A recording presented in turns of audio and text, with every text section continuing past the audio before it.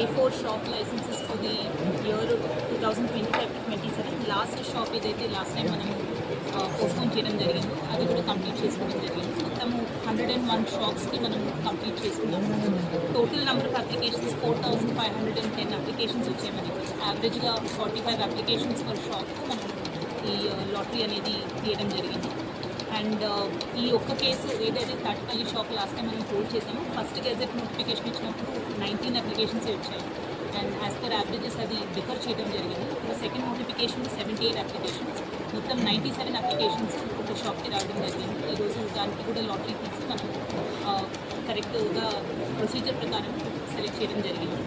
And మనకి మొత్తం అప్లికేషన్కి 135 crores రావడం జరిగింది. ఎవరైతే సెలెక్ట్ అవుతారో 1/6 of లైసెన్స్కి ఇమీడియట్గా డిపాజిట్ చేయాలి కాబట్టి దాని నుంచి కూడా మనకి 11.60 crores వచ్చింది. సో మన జిల్లా నుంచి రెవెన్యూ అనేది 146.93 crores జనరేట్ అయింది అని తెలియజేస్తున్నారు.